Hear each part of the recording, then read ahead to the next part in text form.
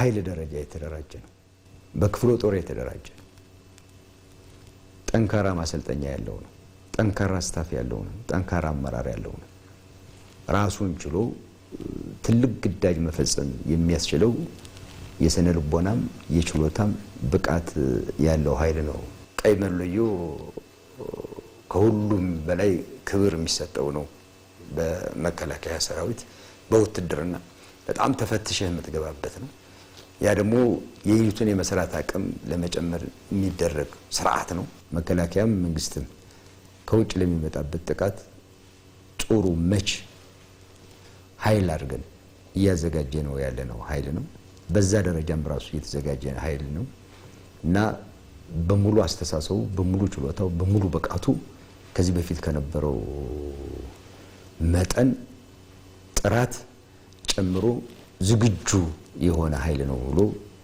መናገር ይቻላል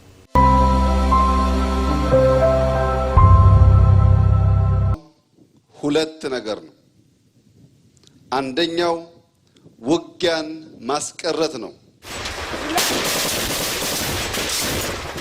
ሁለተኛው ዓላማችሁ ውጊያን መጨረስ ነው ዛሬ እንደ ትናንቱ ውጊያ ሰው ጀምሮ ሰው አይጨርሰው ውጊያን በቅርብ ርቀት ብቻ ሳይሆን በከፍተኛ ርቀት መጀመር መዋጋት የሚያስችል አቅም ፈጥረናል የምንዋጋው በቴክኖሎጂ ነው የምንጨርሰው ግን በእናንተ በኤሊት ፎርስ ነው እናንተ ቴክኖሎጂ የጀመረውን ውጊያ ጨርሳችሁ የተከበረውን የክቡር ህዝቦች አደራ የሆነውን ባንዲራ የምትሰቅሉ ውጊያ ጨርሳችሁ ድል የምታበስሩ ባንዲራችን ባሸነፍንበት ቦታ ሁሉ እንዲውለበለብ የምታደርጉ ውጊያ ጨራሽ ኃይሎች ናቸው ይሄ ኃይል የተደራጀው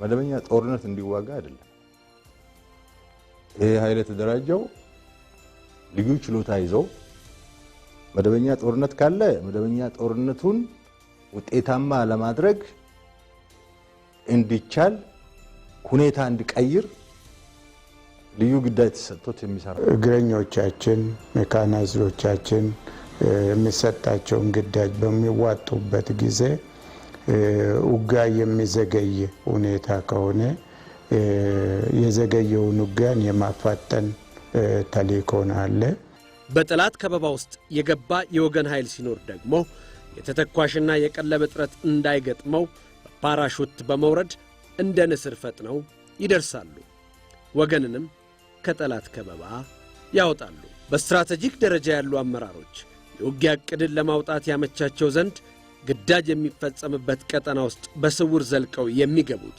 የልዩ ኃይል ጸረ ሽብር አባላቶች መረጃዎችን ያመጣሉ በከተማ ውስጥም በሰማይ ጠቀስ ፎቆች ላይ ከሄሊኮፕተር በገመድ በመውረድ የተደበቀ የሽብር ቡድንን ማንቁርቱን በመያዝ ሴራውን ያከሽፋሉ የሰው ሰራሽና የተፈጥሮ አደጋዎች ሲያጋጥምም ፈጥነው በመድረስ ዜጎችን ከአደጋ ይታደጋሉ ቀይ መለዮ ከሁሉም በላይ ክብር የሚሰጠው ነው በመከላከያ ሰራዊት በውትድርና በጣም ተፈትሸህ የምትገባበት ነው ያ ደግሞ የዩኒቱን የመስራት አቅም ለመጨመር የሚደረግ ስርዓት ነው ቀዩን መለዮ ለመጎናጸፍ በአእምሮ መብሰልን በአካል መዳበርን በወታደራዊ ሳይንስ መካንን በቡድንም ይሁን በግል የሚሰጥ ግዳጅን በጠላት ወረዳ ውስጥ ሰርጎ በመግባት በብቃት መወጣትን በአጠቃላይ በራስ ላይ ሙሉ እምነት ያለው ወታደር ሆኖ መገኘትን ይጠይቃል የዚህ የቀዩ መለዮ ባለቤቶች ደግሞ ኮማንዶ አየር ወለድና ልዩ ኃይል ጸረ ሽብር ናቸው 1970 ዓመተ ምህረት እንዲፈርስ ከተደረገ በኋላ እንደገና የዚህ የጦር ክፍል በሀገሪቱ ላይ አስፈላጊነቱ የጎላ የጨመረ ስለመጣ ይህንን የጦር ክፍል መልሶ እንዲቋቋም በማስፈለጉ በ1973 ዓመተ ምህረት በብርጋዴር ጀነራል ተስፋዬ ሀብተማርያም አማካኝነት በ1973 ዓመተ ምህረት እንደገና ተፈጠረ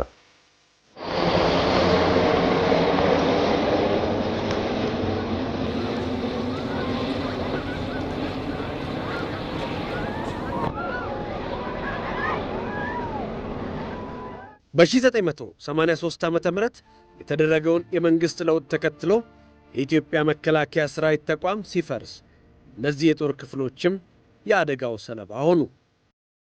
ቀደም ብሎ በበረሃ ደርግ ሊወድቅ አካባቢ የተቋቋመ የኮማንዶ ኃይል ነበር። የኮማንዶ ኃይል አጽቢ በሚባል ቦታ 5 ወይ 4 ሻለቃ ሆኖ ነው የተደራጀ። በቂ ስልጠና ወስዶ ከዛ በኋላ አገር አቀፍ ሰራዊት እስኪመሰረት ድረስ በርሾነት የዚህ ኃይል መነሻ ሆኖ ሲያገለግል እንደነበር ይታወቃል። ደርግ ከወደቀ በኋላም ይሄ ኃይል ነው የቀጠለው። ከደርግ መንግስት ለውጥ በኋላ ኢህአዴግ ሲመሰረት ይህ ሰራዊት ወደ አንድ ሀገር አቀፍ ሰራዊት ሲመጣ ነው እኔም በዚያ ጊዜ መጥቼ እንደ አንድ የኮማንዶ ብርጌድ እንዲደራጅ ያደረግነው።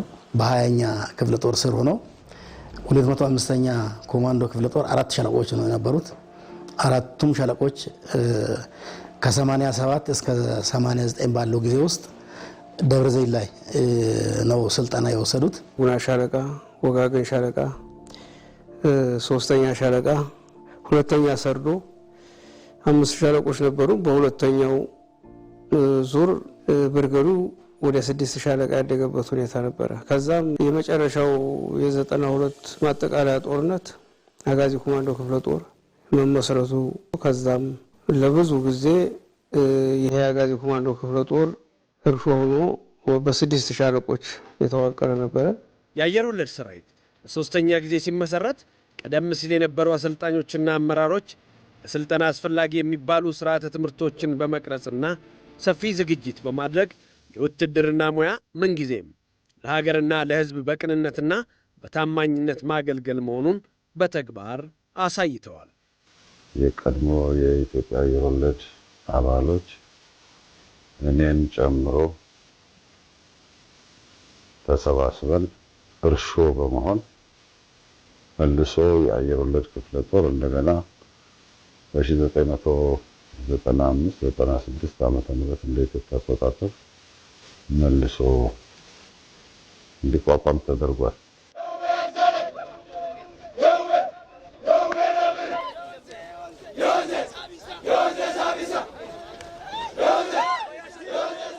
ውስብስብ ግዳጆችን የሚፈጽመው የልዩ ኃይል ክፍልም ዳግም ተመሰረተ። በ1994 ዓመተ ምህረት ነው እንደገና በራሽያ ልዩ ኃይልና በአሜሪካ ልዩ ኃይል ተደራጅቶ ስራውን የጀመረው ማለት ነው። በአነስተኛ የሰው ኃይልና አደረጃጀት ዳግም እየተመሰረተ ዛሬ ላይ የደረሰው የልዩ ዘመቻዎች እዝ አሁን ላይ በማንኛውም ቦታና ሁኔታ ውስጥ ግዳጅን መወጣት የሚያስችል አስተማማኝ ቁመና ላይ ይገኛል። በዚህ የጦር ክፍል የተሰራው ስራ ራዲካል ትራንስፎርሜሽን፣ አንደኛ ክፍሉን አስፍተነዋል፣ አደረጃጀቱን አስተካክለናል፣ አሰራሩን አስተካክለናል። በ50 ዓመት ውስጥ ያልተሰራ መሰረተ ልማቱን ሰርተናል። ቢሮ ያልነበረው ተቋም ቢሮ አግኝቷል። መኖሪያ ያልነበረው ተቋም መኖሪያ አግኝቷል። የማሰልጠኛ ፋሲሊቲ ያልነበረው ተቋም የተሻለ የማሰልጠኛ ፋሲሊቲ አግኝቷል። የሚጨመር ነገር ቢኖርም ምን ያህል ለዚህ ክፍል እንደ መንግስትም እንደ መከላከያም ትኩረት እንደሰጠን በዚህ ማየት ነው። ኮማንዶ፣ አየር ወለድና ልዩ ኃይል ጸረ ሽብር በተለያዩ ጊዜያት የኢትዮጵያን አንድነት የተፈታተኑ በውጭ ኃይል የተደረጉ ወረራዎችና በውስጥ የተነሱ ግጭቶችን በማክሸፍ ረገድ ክቡር የሆነውን ሕይወታቸውን ጭምር በመክፈል ኢትዮጵያን ታድገዋል። በኃይል ደረጃ የተደራጀ ነው። በክፍለ ጦር የተደራጀ ነው። ጠንካራ ማሰልጠኛ ያለው ነው። ጠንካራ ስታፍ ያለው ነው። ጠንካራ አመራር ያለው ነው። ራሱን ችሎ ትልቅ ግዳጅ መፈጸም የሚያስችለው የስነ ልቦናም የችሎታም ብቃት ያለው ኃይል ነው። ቀይ መለዮ ከሁሉም በላይ ክብር የሚሰጠው ነው። በመከላከያ ሰራዊት በውትድርና በጣም ተፈትሸህ የምትገባበት ነው። ያ ደግሞ የዩኒቱን የመስራት አቅም ለመጨመር የሚደረግ ስርዓት ነው። መከላከያም መንግስትም ከውጭ ለሚመጣበት ጥቃት ጥሩ መች ኃይል አድርገን እያዘጋጀ ነው ያለ ነው ኃይል ነው። በዛ ደረጃም ራሱ የተዘጋጀ ኃይል ነው እና በሙሉ አስተሳሰቡ፣ በሙሉ ችሎታው፣ በሙሉ ብቃቱ ከዚህ በፊት ከነበረው መጠን ጥራት ጨምሮ ዝግጁ የሆነ ኃይል ነው ብሎ መናገር ይቻላል።